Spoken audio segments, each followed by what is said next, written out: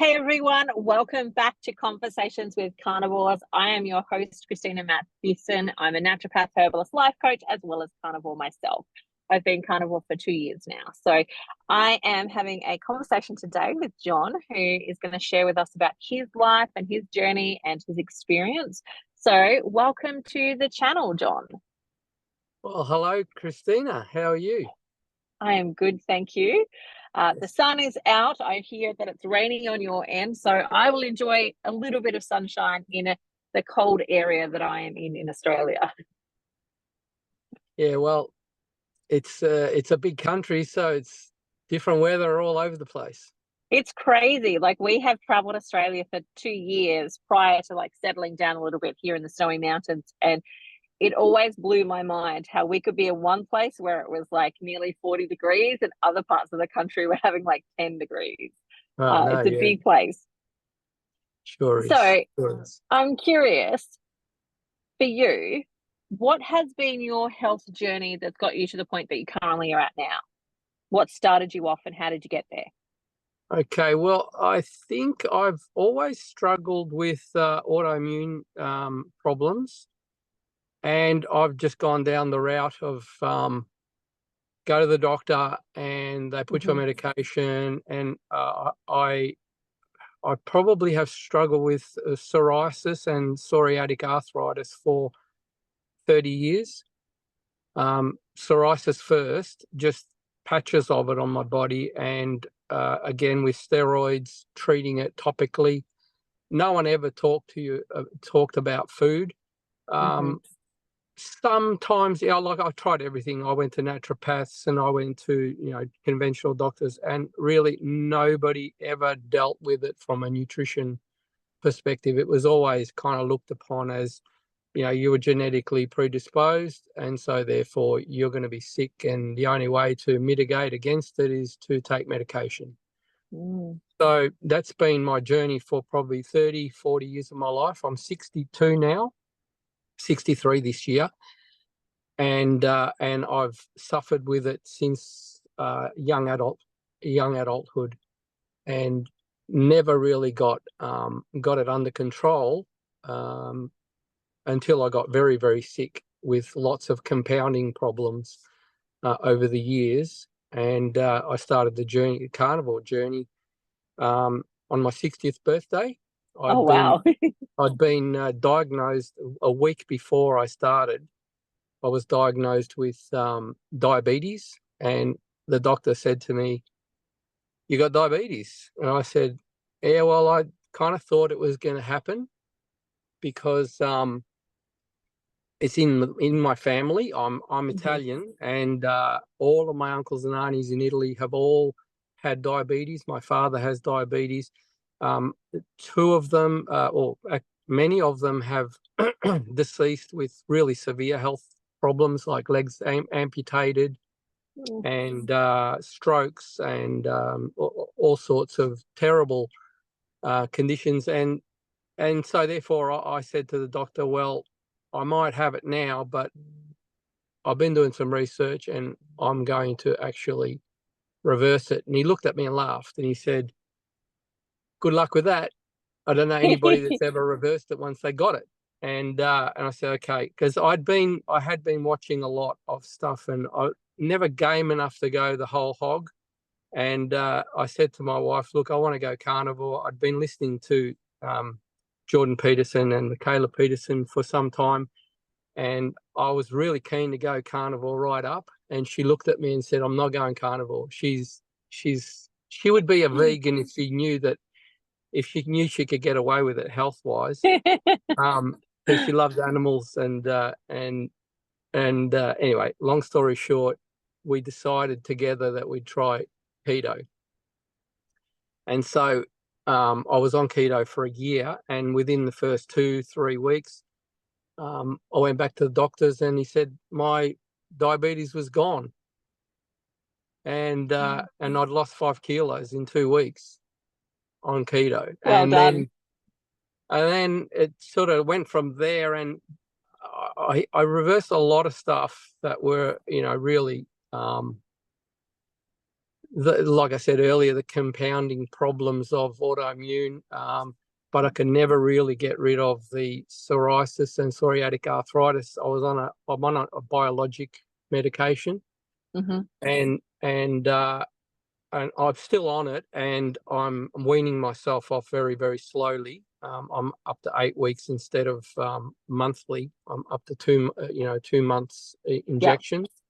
So I'm trying to kind of get over those, but I've literally got off every medication I was on. I suppose, if I give you a short list, I had diverticulitis, I had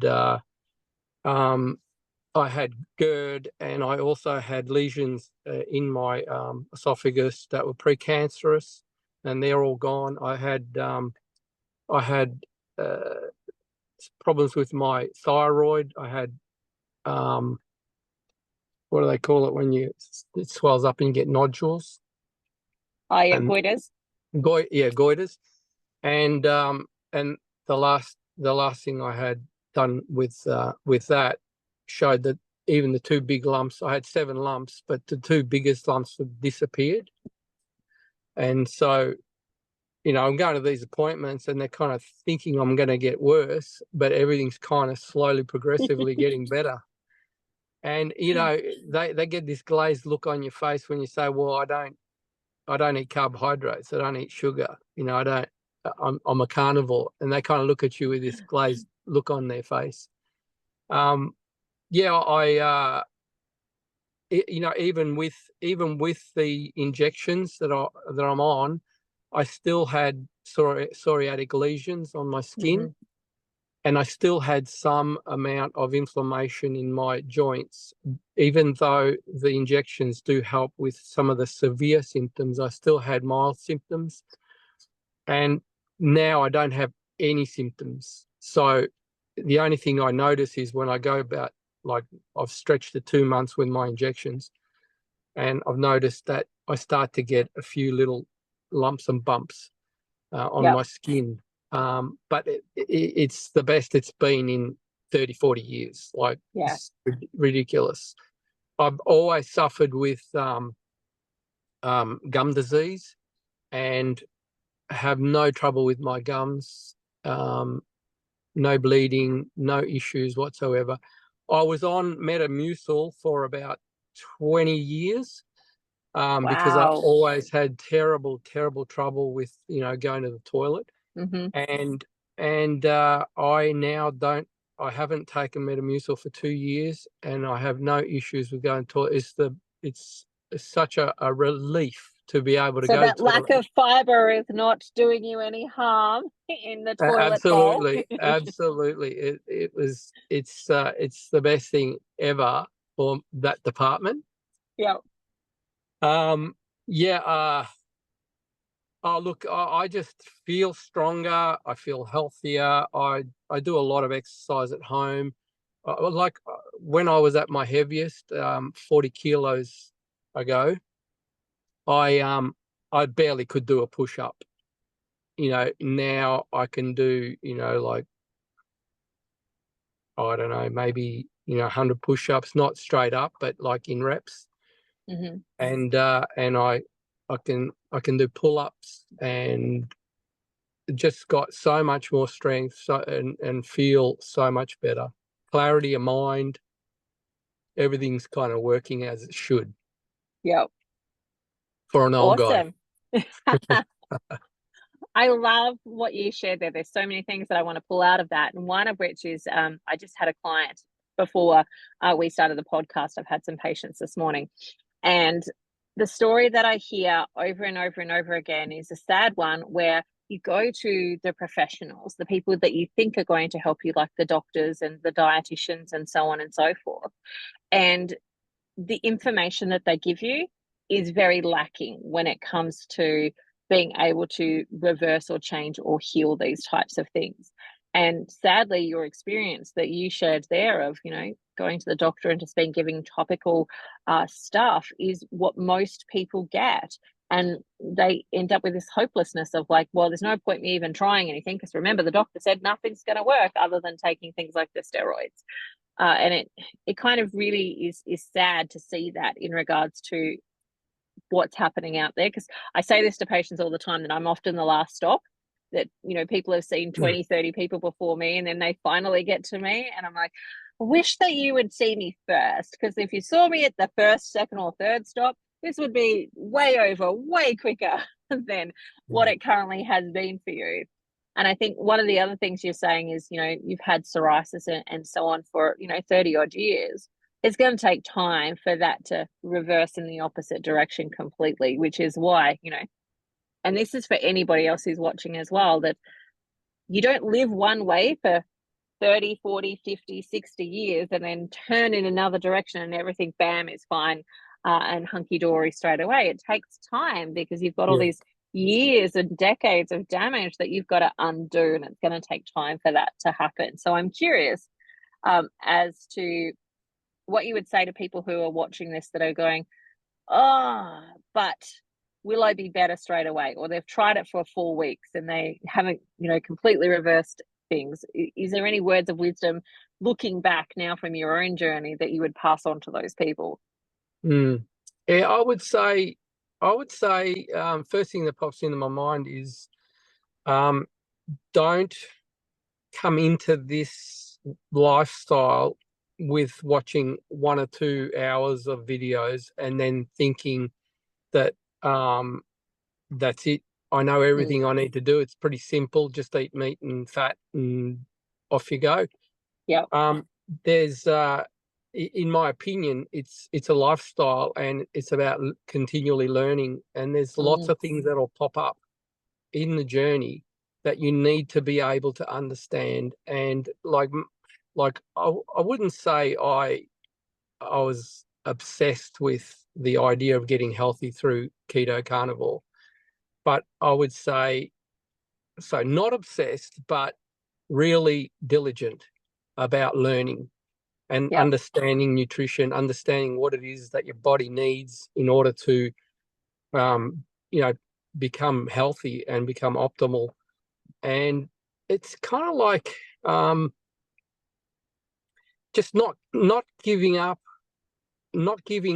because you haven't got to the bottom of stuff. You know, people give up because I mean, your body's complex. And there are lots of. I just watched one of your videos last night, the one about the mother effer gene. Oh, Gene. and you know, like I thought to myself, you know what? There's a lot of people that have got genetic predispositions to all sorts of things, and you've really got to dig deep and try to understand you. Yeah. And that's what I've been doing. I've been learning and trying to understand me. And maybe I've kind of gone on a bit of a rabbit hole here and there, but I keep coming back to what makes me feel the best. And what I feel the best with, even though I sometimes kind of like have a little dabble and try stuff, I still feel the best when I eat ruminant meat and fat. Yep. Awesome. One of the things that I'll often say to people is it's an N=1 equation. Like, who gives a flying F about everybody else? Figure out what's actually working for you. But the other thing that I'll say to people is, when it comes to carnivore, I see it in stages. So for most people, if they jump on carnivore and they do 90 days, all they really do have to worry about at that point in time is just eat meat, drink water, and, you know, have a lovely time, get satisfied and full. But after that period of time, you might then need to start tweaking it, because you might need to change, you know, how much fat am I having? How much protein am I having? You might need to make sure that you're having a little bit more eggs, for example, or a little bit more something else, for example. Like, you know, there comes a time where what you're currently doing isn't necessarily working as well for you. And that's when you start that journey of tweaking. Like, you know, do I need to eat more ruminant animals? Does that make me feel better? Or do I need to actually increase things like butter, because I've really been under eating fat for such a long period of time? It's like, there's no one journey that is exactly the same for everyone, but there's often these little phases that you go through. And for most people, if they jump on carnivore, they just eat meat, whatever that meat is, for the first 90 days, they're generally going to lose weight and feel good and so on.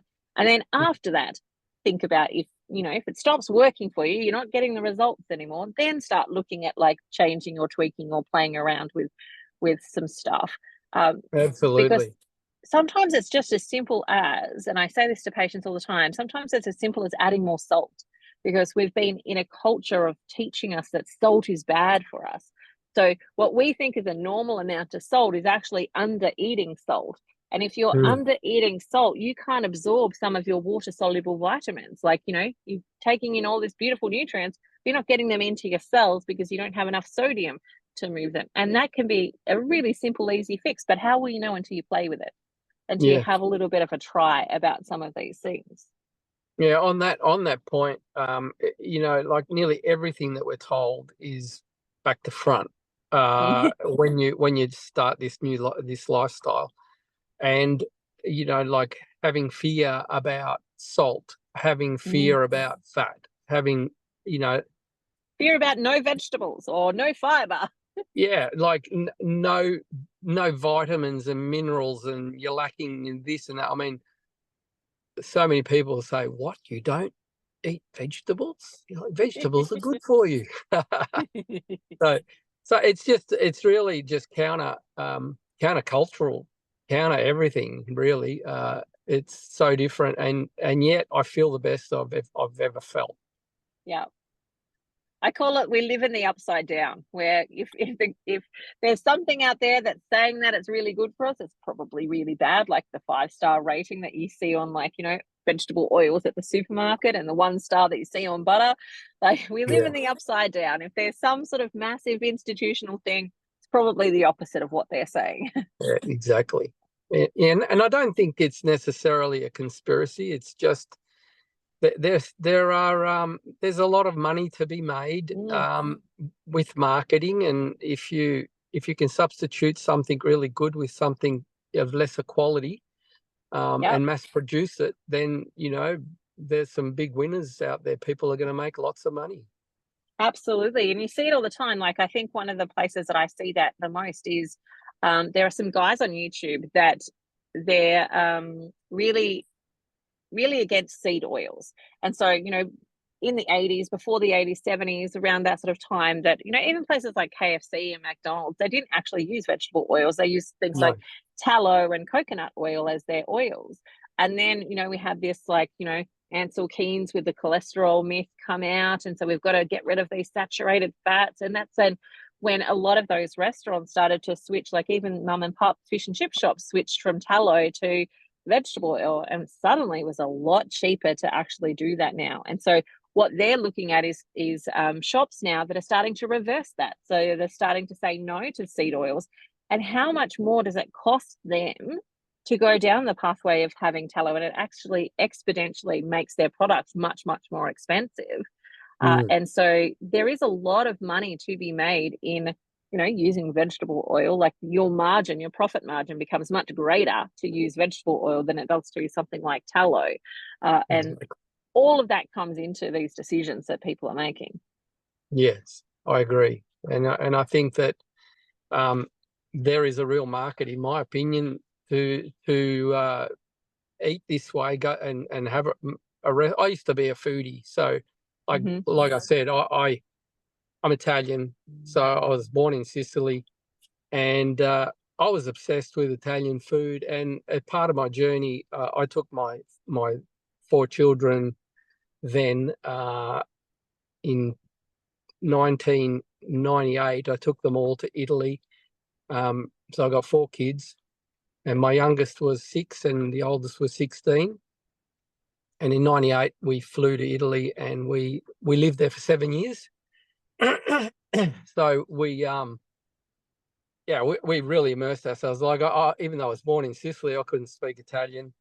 So I went to Italian classes, learned Italian. All my kids now speak, they're bilingual, and we love the culture, we love the food, and I think my weight really started to increase when I lived over there, and it was great food. And when we came back in 2005, we wanted to replicate everything that we'd learnt food wise, and came back home, and I built my first wood-fired oven, and making Italian style pizzas, and like I've always been really big on learning, the science behind the food, Yeah. and I think that the obsession with good food, good, Italian food, kind of made me explode in terms of my weight, and it was good food. There was no doubt about it, but my health issues compounded, got worse. And I kind of, when I did decide to go carnivore, it was like, is the fascination and the obsession with my cultural food more important than my health? Yeah. And That's a good question. people can't believe that I went from being a full-on, Italian foodie to just eating meat. They just couldn't. My kids still can't believe it. They've seen the changes in my health. They appreciate that I mean, one of my youngest boy, Josh, he used to always say to me, "Dad, stop eating. You're getting too fat," and Oh, and he'd say, you just gotta pull it back, like he'd give me a hard time. I mean, he's an adult now, and he can get away with it. We're more like peers than yeah. father and son, and now he's seen the results of giving it all up, but he's taken over my mantle. Like he makes homemade sourdough bread, and he makes the risotto and the pastas, and they're all young and healthy and Yeah. energetic, and they're burning it all off, and they don't have any issues. But I kind of think to myself, well, it's a slow progressive thing. It's not something that happens overnight. And when you get to that point where you've blown out, many decades may have gone by, and you get used to it. It's kind of like the frog in the pot. It's slow but steady, and he's seen what it's done. Carnivore has done for me, and he appreciates it, but he misses the connection that we used to have with food. And I miss that connection too. Yeah. But my health is way more important than food. There's some really interesting things there. One that I want to say is like youth holds a multitude of sins, like it hides them very, very easily. And eventually youth stops working for us and it catches up with us. But the Exactly. thing that I have found, well, there's a couple of other things that I want to say too, but the thing that I've found for me in reconnecting with food with my children is like really getting into doing meat well. So, my son and I like nerd out completely on like smokers and, which smoker does the what best and like which wood chips like make the best, like, deliciousness and all of that type of stuff. So we still nerd out about food. We just do it in a different way, like which way is the best way to cook ribs so that they're falling off the bone and they're tender and they're delicious and so on. Like we have moved our nerding out into that phase versus like the vegetables and so on.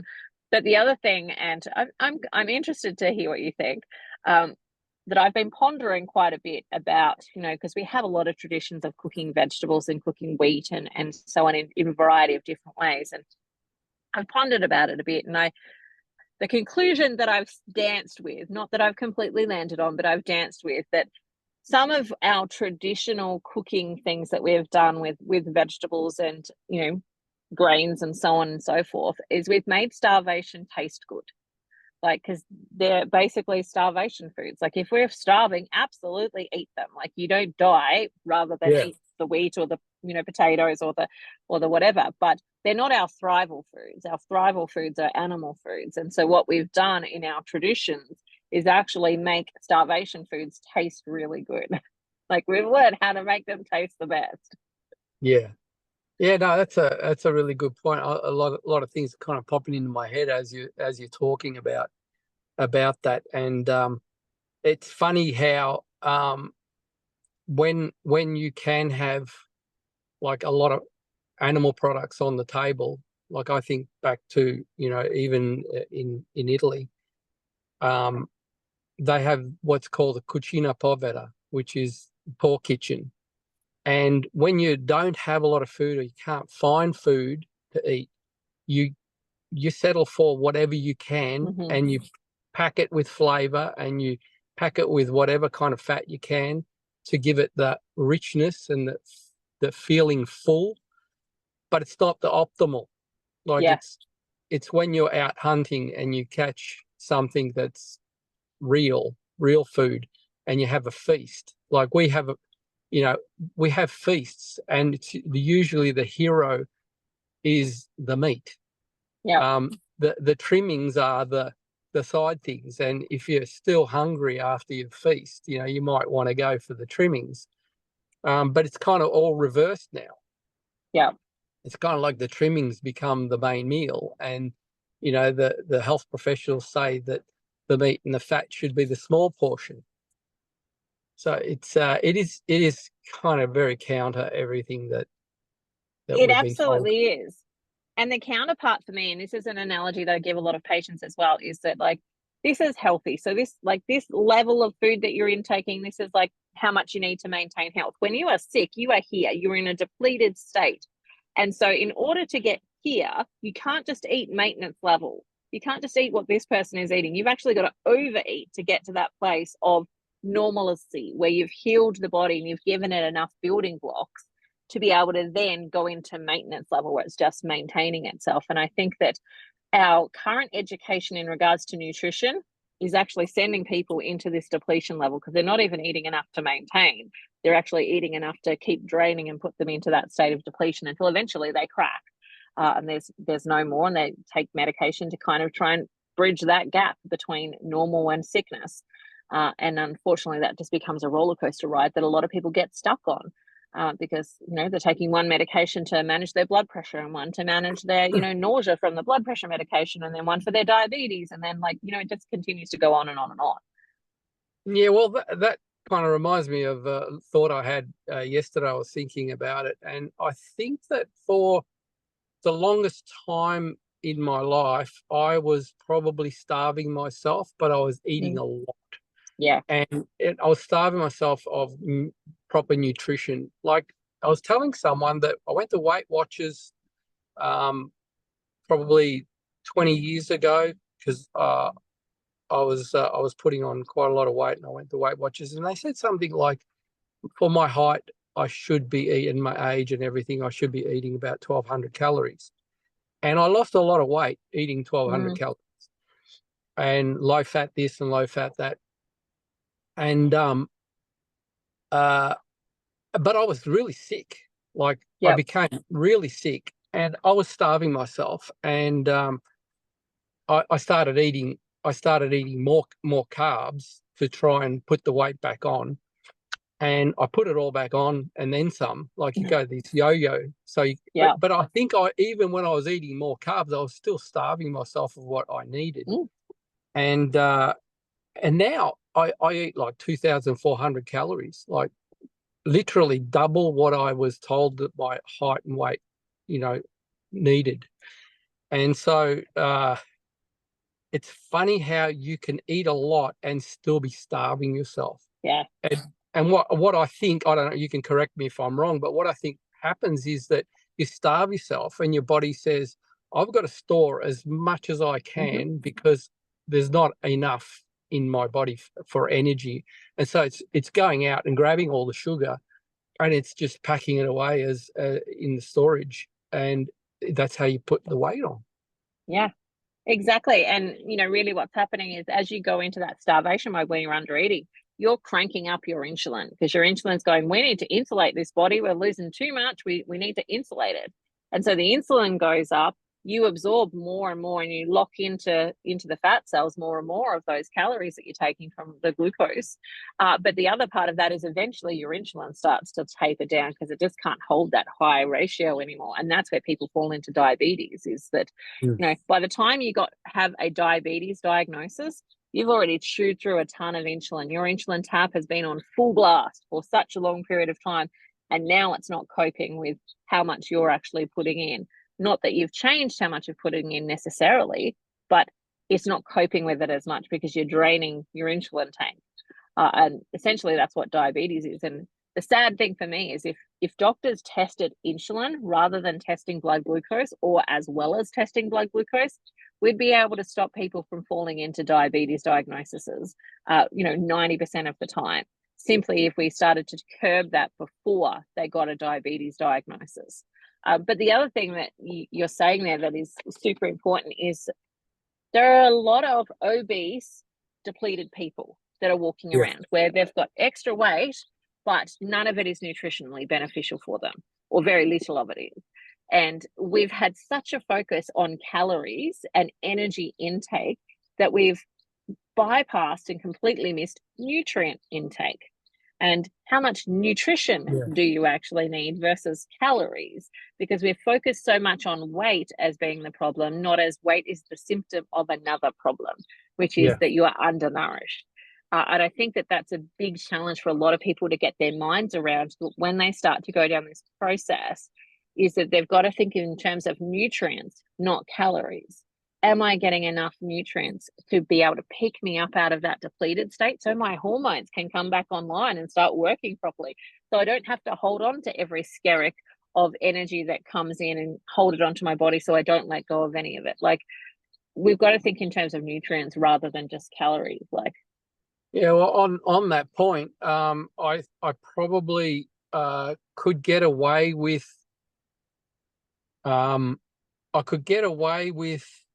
not having as many calories, or not knowing or thinking I needed more calories on the keto diet, because if you feel hungry, you just can eat more.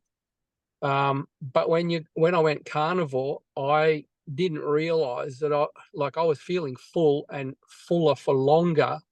And I kind of thought what I was eating was enough, because some of the influencers say, well, eat to satiate till you're satisfied. Well, I was satisfied really easy. And so therefore I was under eating when I first went on, and I started, so I lost a lot of weight in the first 12 months, but I lost even more weight when I went carnivore. And I thought, oh, something's not right here. I'm just keep losing weight. I'm going to turn into a rake. And and then I listened to, probably Judy Cho. Judy Cho. Yep. She's one of my favorite influencers that I follow, and on her website she's got a calculator for protein and fat ratio and your age and how much fat you should be eating on carnivore. And so when I started to track I realized that I was way under eating, but I felt good. Like, I felt full. I felt healthy and full, but I just kept losing weight, and I didn't want to lose any more weight. So I started tracking, and I realized, wow, I was way under eating. And so once I started to increase the amount I ate, and if you can't eat it all in one sitting, spread it out.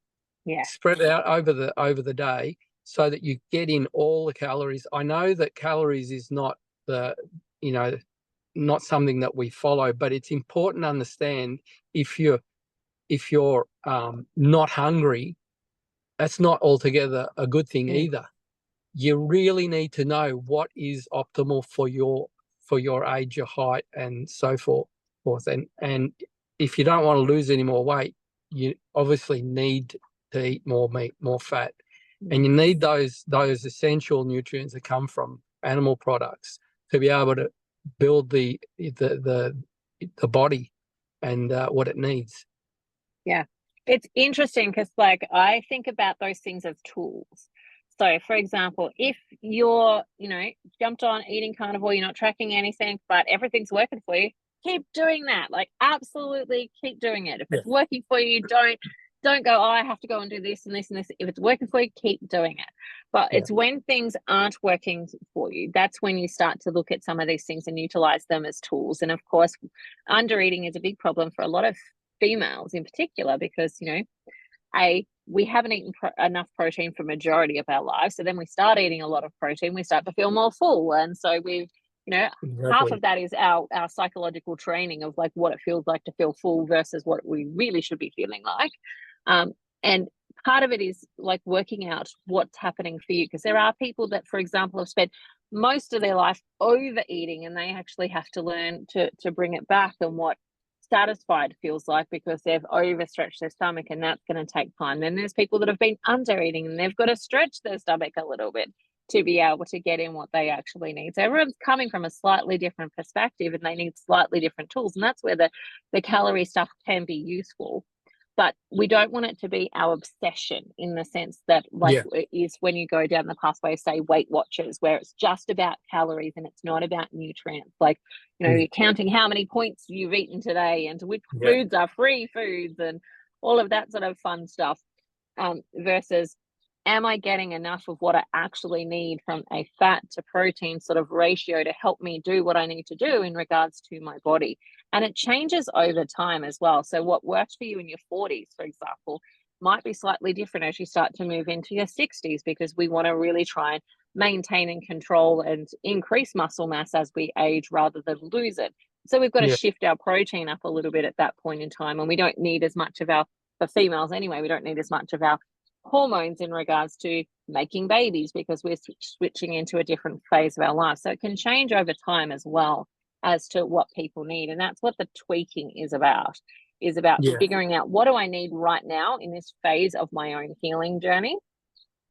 The other thing that I want to say there is that something that I've found over the last couple of years in particular is a lot of people that I've been working with have got adrenal fatigue. So they've been burning and stressing their adrenals for long periods of time. And if you've got adrenal depletion, it's a really common pattern that you lose weight when you first go on carnivore, then you gain weight, everything starts to plateau, and then you start to go back down to what's actually a normal level. But I think that a lot of people get afraid when they start to gain weight, and they forget that you actually need to gain a little bit of weight sometimes to replenish some of those nutrient needs. And then as everything comes back on board, it can let go of that excess again. Right. Yeah, I agree with that. That's has certainly been my journey with, especially like as I explained, I was just losing way too much.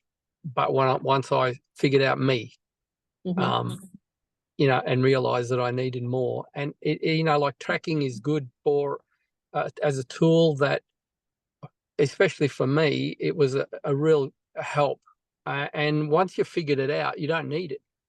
You know, because you understand how, you know, how much is a good amount for you.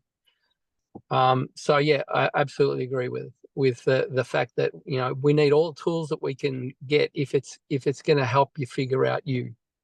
Yeah, and I think sometimes, like, we've been taught, you know, our diet culture is set up to take the pill, drink the shake, do the simple thing, but not actually take responsibility and start to really look and learn and educate yourself around these things.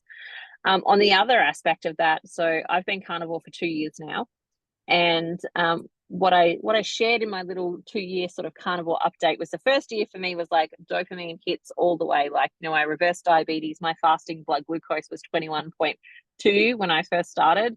With no medication, I moved that down into the 4s and 5s as a normal fasting blood glucose. I don't wear glasses anymore, so my eyes have improved and started to heal. My hair's regrown. So I had all of these great dopamine hits of like losing 43 kilos, etc., etc. But the second year for me was a little bit more stagnant in regards to those like quick wins that I was getting.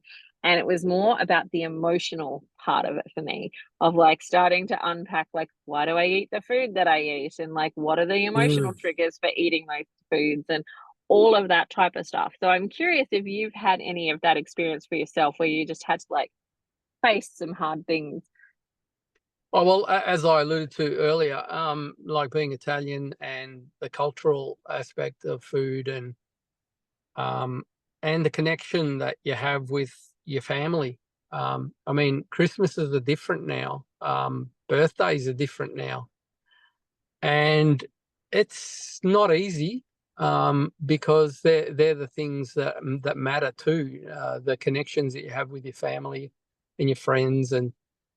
And so therefore, nearly everywhere I go now, I have to be thinking about, oh, how do I do this so I don't draw attention to myself? And how do I do this so that I don't embarrass myself or others? So yeah, like you become a lot more aware. Yeah, you have to work through what's important. And again, you know, like I don't really mind so much, you know, if I was to be hit by a truck and and depart from this planet, it doesn't worry me. Eating this way isn't about longevity. If I was to die in a week or a month or a year, it wouldn't worry me. What worries me is I don't want to be sick at any of those points. I want to be as healthy as I can until I'm gone. Yeah. And so therefore that matters to me. It matters that I'm living the best version of myself while I'm on this planet. And, you know, I just see that we're living longer, but we're sicker for longer. And there are just so many people. My mother's got dementia. My father's got diabetes, and he's slightly on the dementia side, and they're in their mid-80s. They're living longer, but they are not their optimal selves. Yeah. And these are things that I can't discuss with my family because half of them are vegan, the other half are not, but, you know, like typical Australian diet. But yeah, so when you're talking about the emotional, the psychological kind of aspects of this diet, there's been 2 years I've had to process a lot and think about what matters. You know, like I'll go to my son's place every fortnight. We drive up here and we stay with him, and he'll always make the sourdough bread, and it's beautiful bread. And for a while I didn't have any at all. I didn't have a slice, but just to make him happy, I'll have a slice of butter and honey, and that's my treat for him because it makes him happy.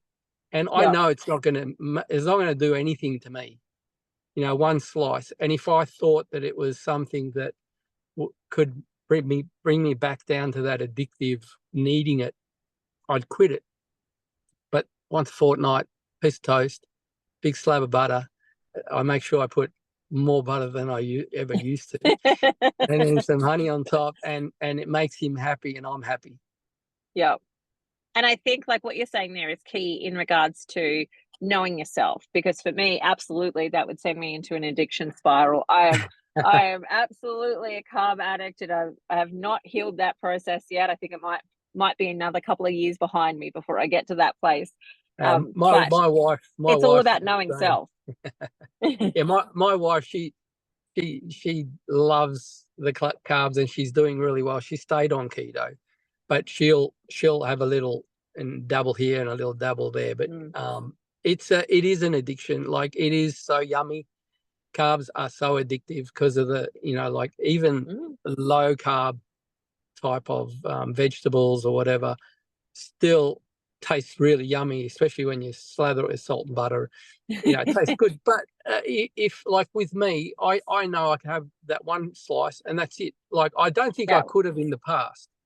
In the past, there was no way I could have stopped. Even when I was making bread myself, you know, I couldn't stop eating the stuff. Yeah, it's very, very addictive. And if you know that that's an addiction, I would encourage people, just don't even have a slice. Yeah.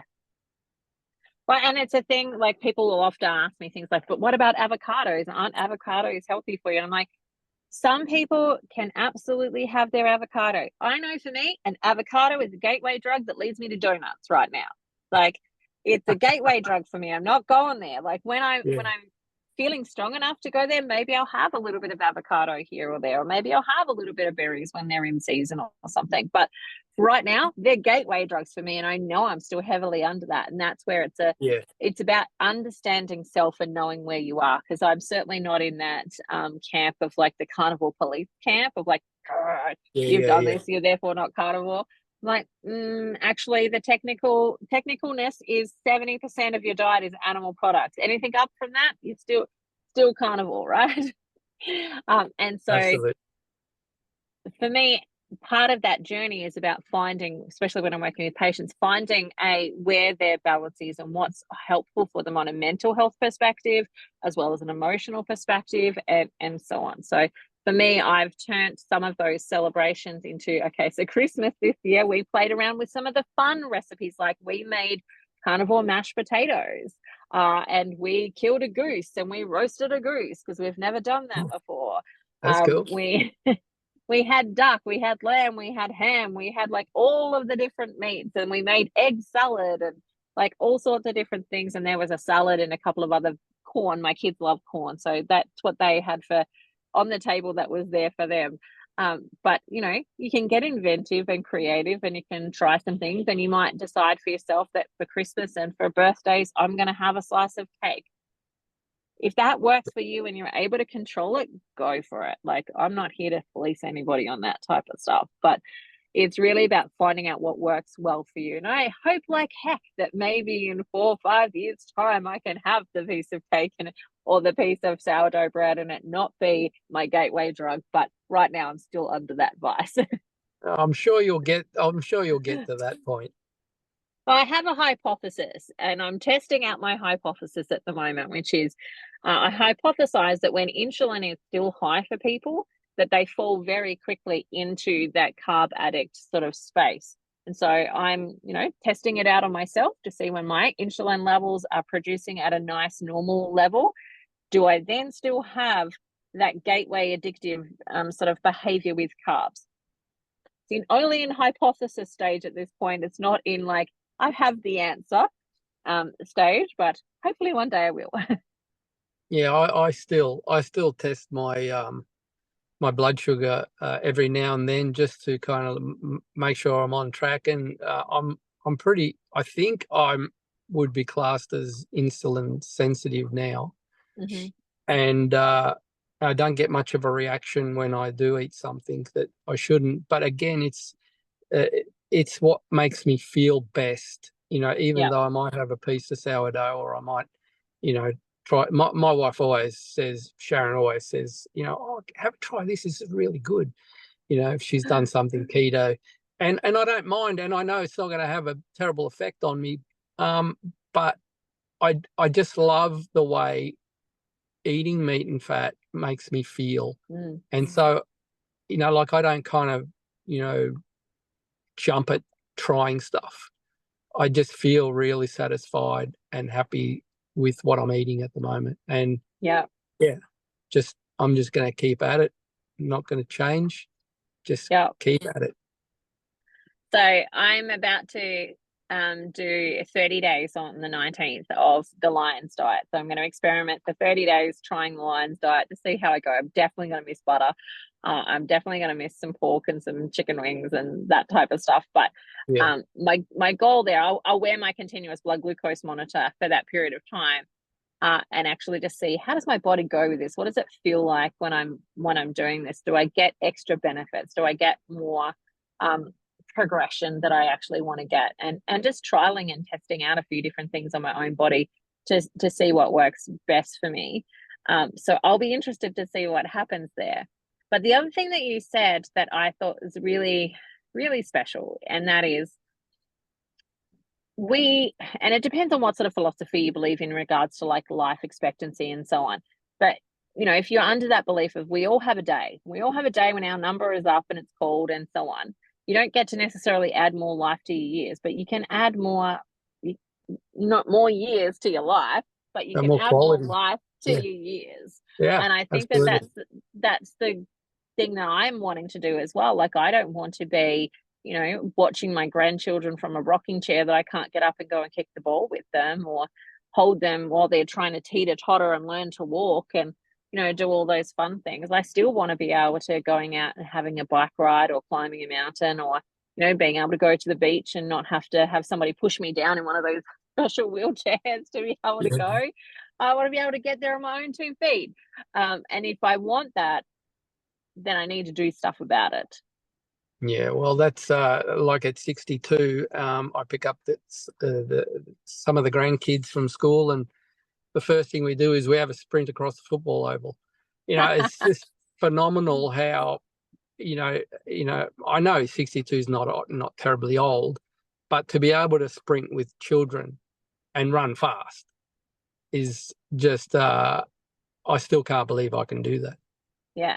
And I would agree, 62 is not old, but there are a lot of 62-year-olds that could not do that, which is sad. Actually, thinking about that comment, lots of 62-year-olds, like I'm living in an over 50s lifestyle village, and there's a lot of people that are 62, 50, 60, 70, 80. And you know what? I cannot convince any of them when they ask me, how do I keep fit? Because I ride around there, like I'll, take long walks, go to the gym, and everybody's got this really big diabetic stomach. Like they might not have diabetes, but they're certainly on the way to getting it. Yeah. And it's like one guy does have diabetes, and he takes the mickey out of me whenever, he sees me, because I don't know what it is, but it's like people would prefer to eat and drink whatever they want and take medication so they can keep being that person.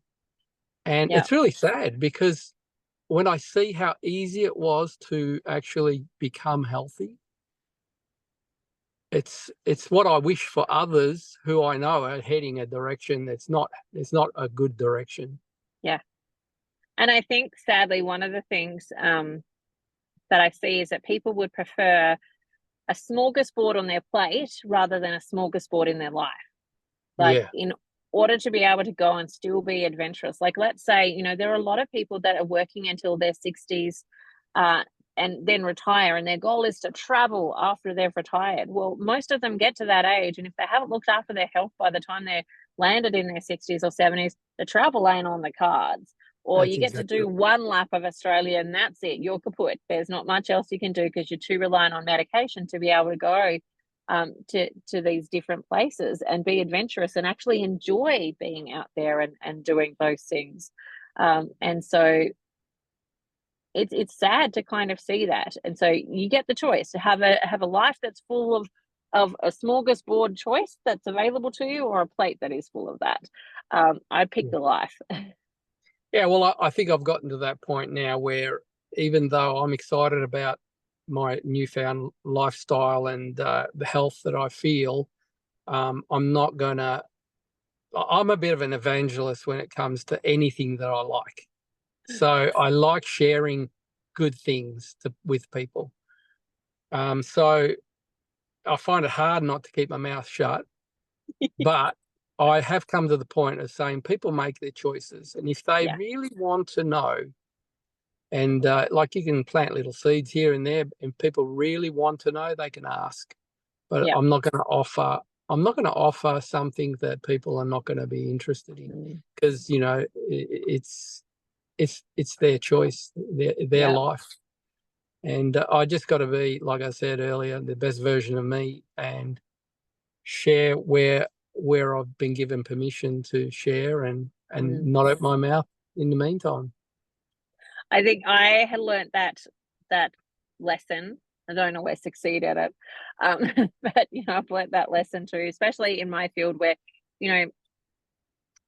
a lot of conversations that happen around me are to do with health and feeling sick, and I'm like, you actually don't need to feel that way. And being told that that's a permanent thing that can't change is not actually the truth. There are things that can change that. You do not have to live with diabetes for the rest of your life on medication and so on. There are things that you can do. There are things that you can change it. But part of it is to share enough that maybe people get curious, but also go, if they really want the answers, I'm not wasting my breath sharing all this beautiful information with people who don't want it, because it doesn't necessarily build relationships. Yeah. And the other thing too is that they might be interested. Like, there's been people who have asked, and I've shared, and I'm keen to support them while they make the transition. But they just go in a week or two and it's just too much for them. They miss, things that they're part of it. It is real. I get it, and I know it's hard. So I suppose,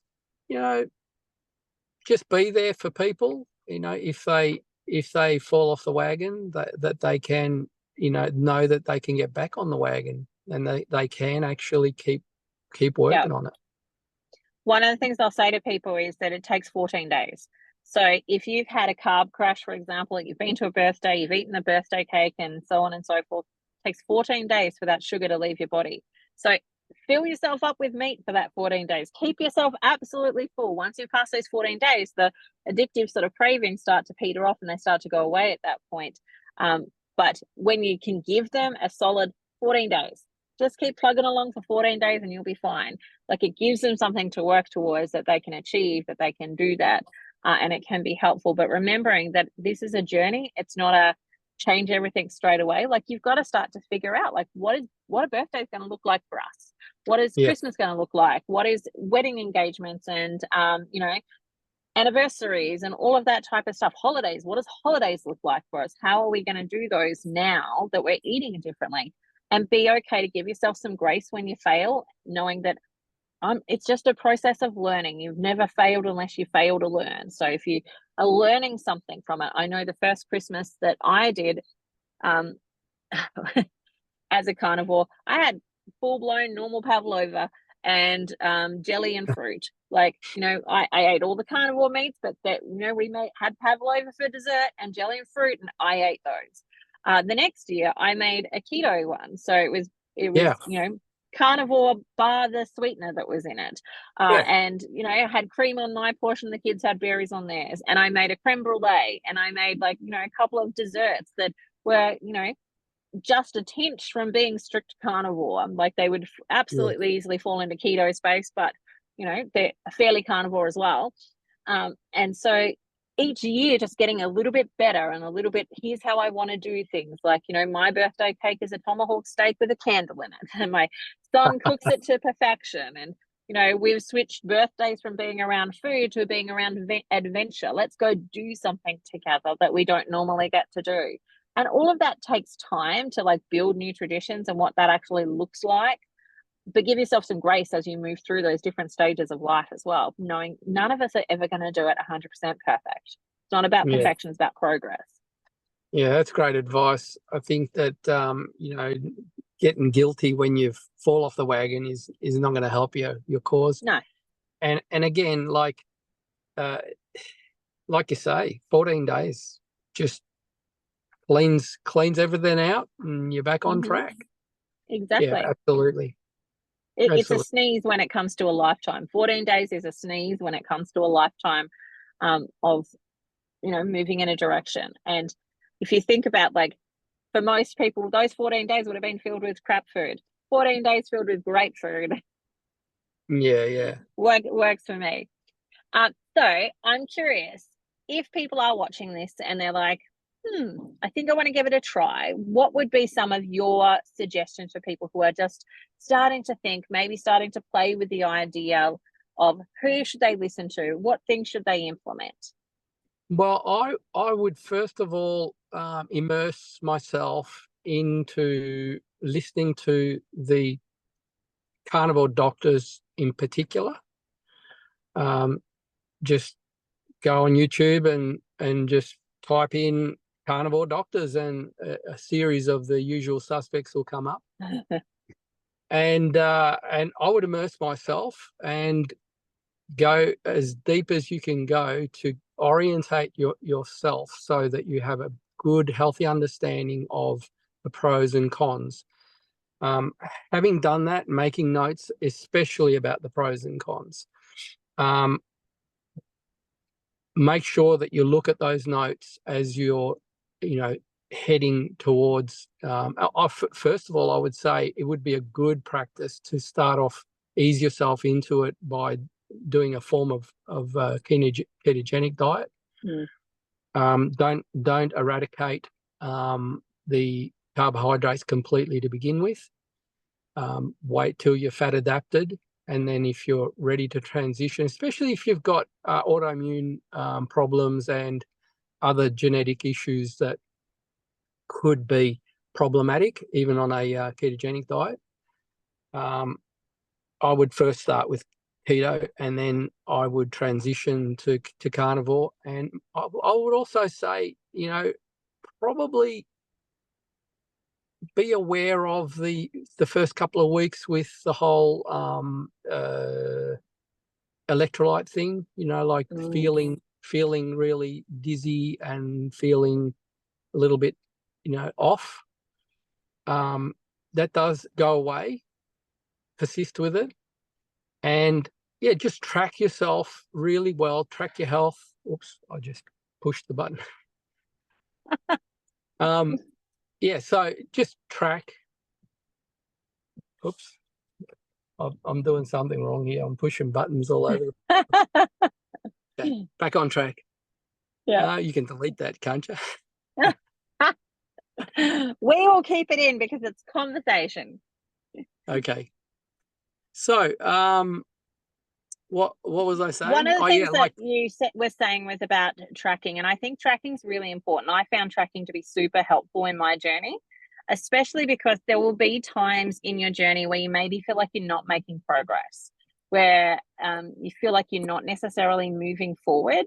And it's when you can come back to like your tracking book that has, what's my blood sugar doing? What's my weight doing? What's my measurements doing? When you can come back and look at those things, it helps you get back into the facts versus the fiction, because we all have times where we feel lousy, or stuff happens in our life and we think things aren't moving the way that they should be. And I had these lots of times in my journey where I thought, oh, I'm not making any progress, and then I jump on the scales and I realize I've lost 5 kilos, but I just hadn't felt like it because it was happening at a gradual process that I wasn't necessarily aware of every kilo that dropped off. And bam, oh, holy dooly, I am doing much better than I actually thought I was. Or there were times where my weight was exactly the same, but my measurements had gone down because I'd started putting on muscle versus fat.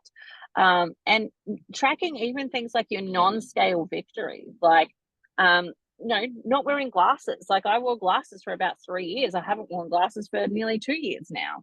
And so that's a big thing that, if I wasn't tracking or I wasn't monitoring some of these things, I wouldn't necessarily have brought awareness to the non-scale victories of my eyes improving or my hair regrowing back. Like I've had bald patches that are now regrown in my hair, and it's thickened and it's gotten much more curly and all sorts of other things. Like track as much as you possibly can, because sometimes it's what you're tracking that helps you stay on the pathway when you feel like, oh, I'm by myself.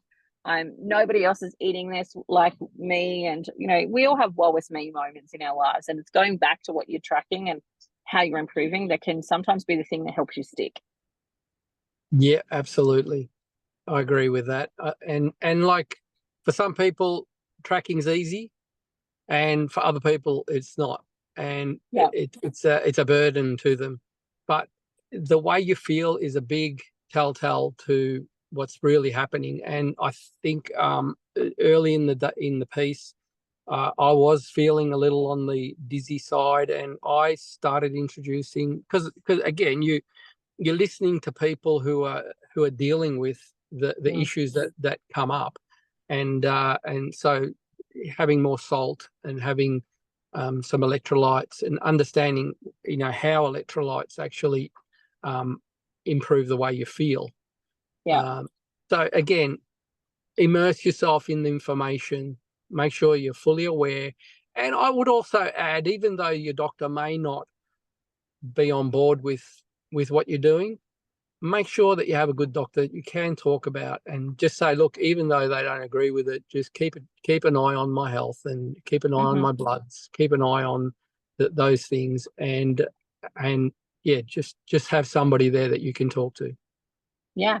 And I have patients now who they have their GP that they go to, and their GP has been lovely in the sense of like stepping back and just being able to watch what's happening and tracking what's happening and monitoring on that side, but also learning as well in regards to, like, maybe they haven't had patients where they've seen their cholesterol go up and then come back down. So they're kind of like learning that journey along the way, especially when we start to take people off of medication. Like, not that I do, that their doctor then, takes them off some medications because they're not appropriate for them anymore.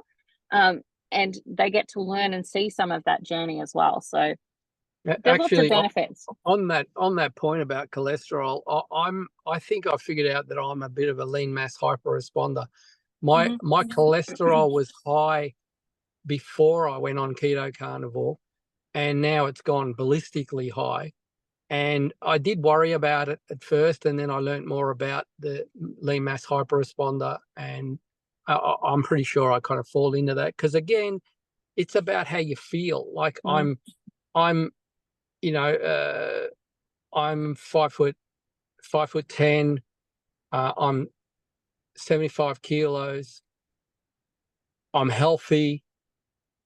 I can run and I can do anything I did in my 20s I can do now. And my cholesterol's high. So there's nothing, like, I don't have diabetes. I don't have any insulin problems. So if that's the only thing that seems bad, it can't be bad because I feel great.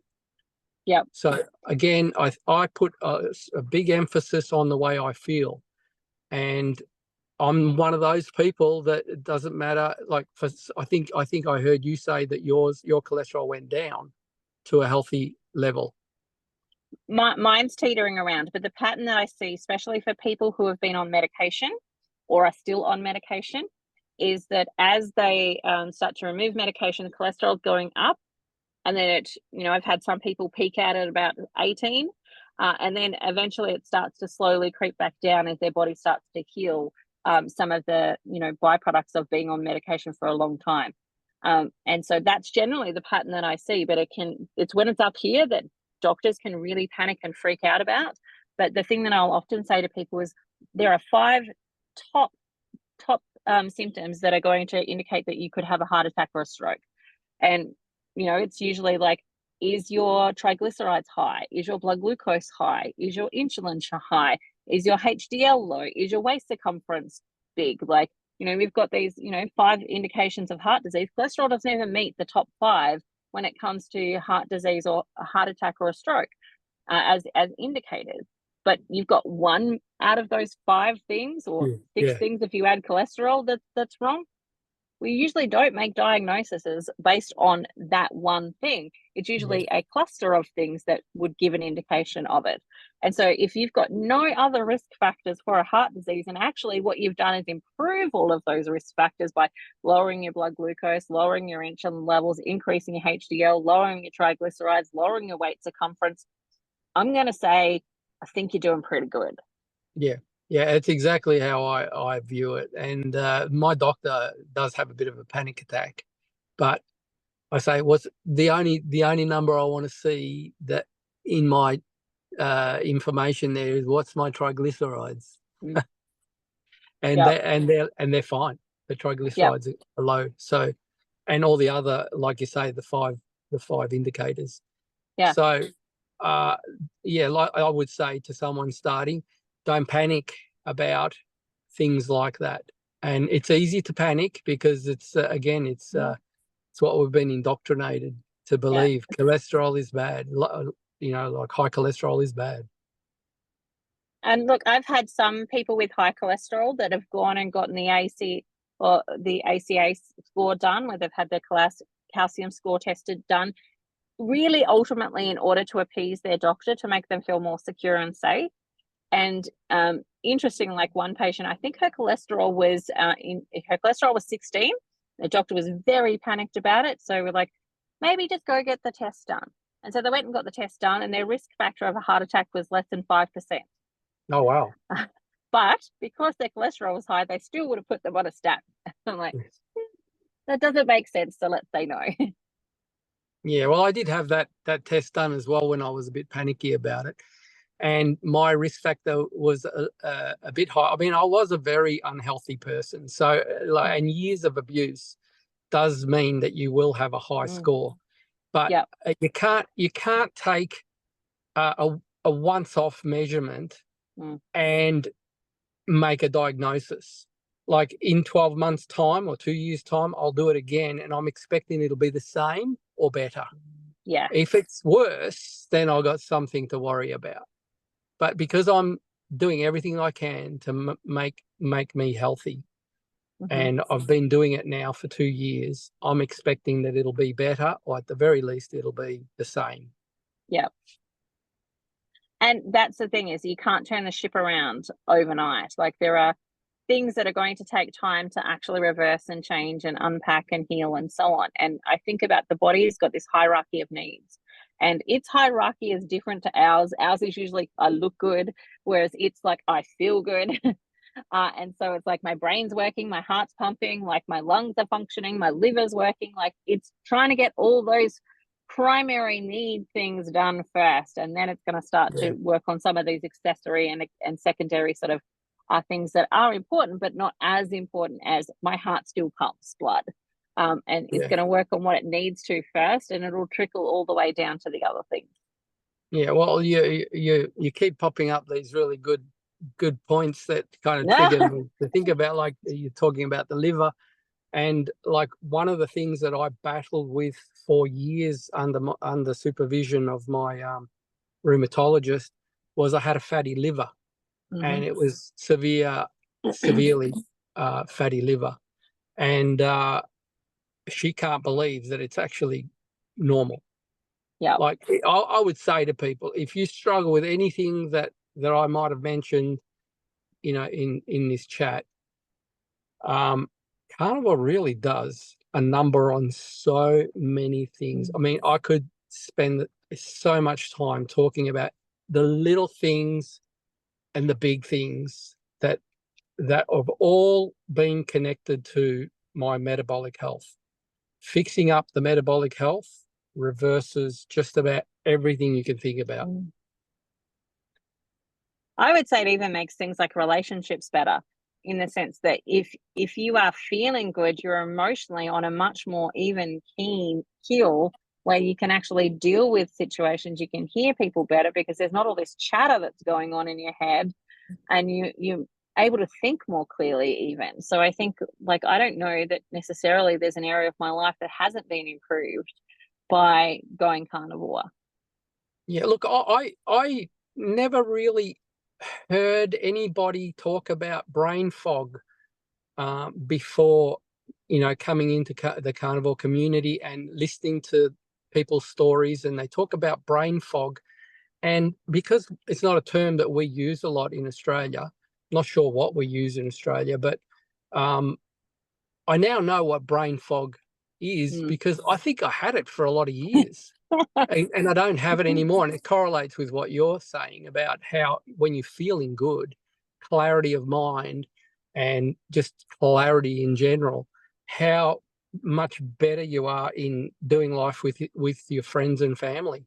You don't fly off the handle because you don't have you're not impatient, and you like, I just find that generally speaking, it does kind of bring out the best in you emotionally.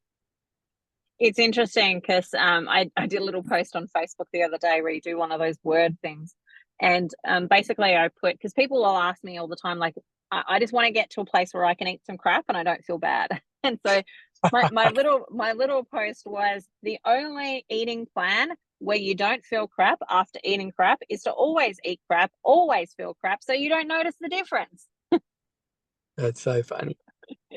Yeah. But it's just indicative of like our mindset and our culture around like food and eating and so on, that we want to eat crap but feel good. We wouldn't expect our cars to run good on like crap petrol all the time, but we expect our bodies certainly to. Actually, that's what you were saying the other day on the video I watched. Where you're talking about, I can never remember what the acronym is. The mother. Oh, MTHFR. Yeah, MTHFR, and about it's not a handicap. It's your body is going to be optimal if you give it the optimal energy source. Yeah. And like Mercedes or whatever, you want to don't put go and buy a Ferrari and put the cheap ass petrol in it. Yeah, like, it's so true, and that's the way you've got to orientate your thinking. Like, I don't want to eat stuff that is going to flare up my inflammatory markers. It's going to make me feel terrible. I want the best fuel that I could possibly have so that my body runs well. Yeah. And a part of that is self-acceptance, like recognizing that you're actually worthy and valuable, and therefore are worthy and valuable of putting good stuff in. Exactly. And the big thing that people say to me, I think my kids especially, "Oh, I can't eat like that. It's too expensive." And what are the kids going to eat? These are all these questions that I would say to people. Well, do the research. Spend the time, listen to other mums that are doing it, and successfully doing it, and listen to their stories about how it affects their children, and how it affects their wallet.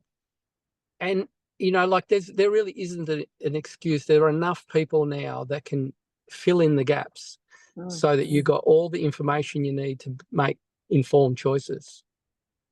Interestingly, when it comes to the cost, so I have 7 children, and they're good sports. They do some of my experiments with me. While they're not carnivore 100% by any means, some of my adult children are choosing to be like keto, for example, because it gives them that little bit more flexibility than carnivore does. But I made my family do an experiment to see how much would it cost me to feed everybody in my family, which is a family of 9, a carnivore meal for breakfast, lunch, and dinner for the whole day. What would that cost break down to? And it worked out to be $1.62 per person per serve. Wow. That's how much it actually cost for us to do it well. Everybody was satisfied. I made 3 meals.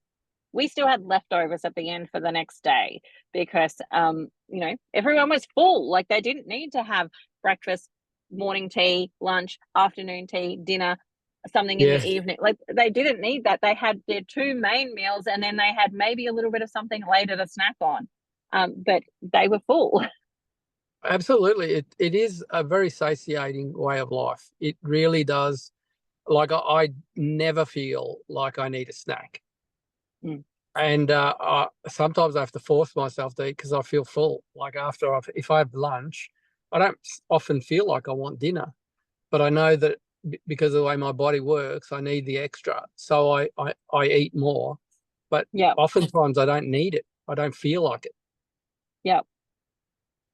And that's all part of the learning. I think when people think about the cost factor, they think about it from how they're currently eating, which might be that they're, having the donut, and then they're having cereal, and then they're having their coffee, and they're having all of these snacks along with their meals as well.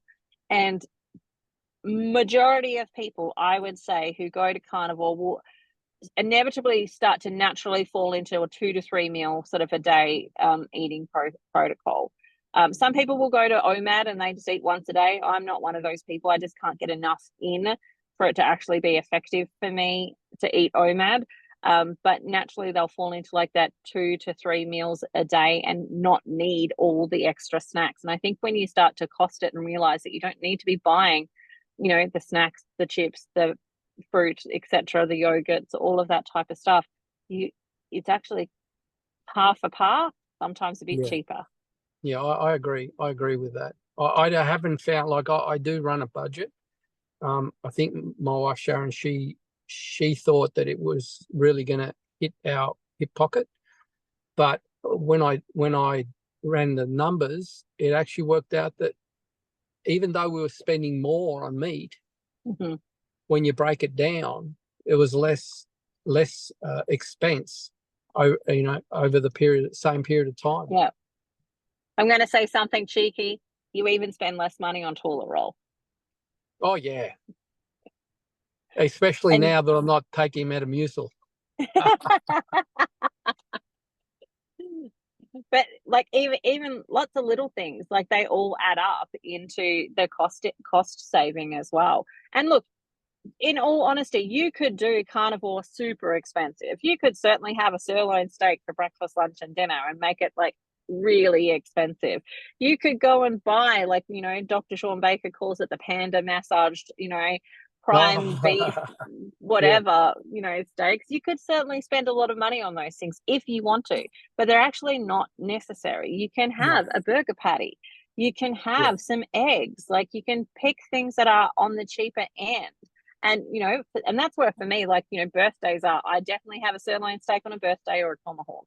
I always pick the nice things for the celebration so that they are extra special. But that doesn't have to be every day.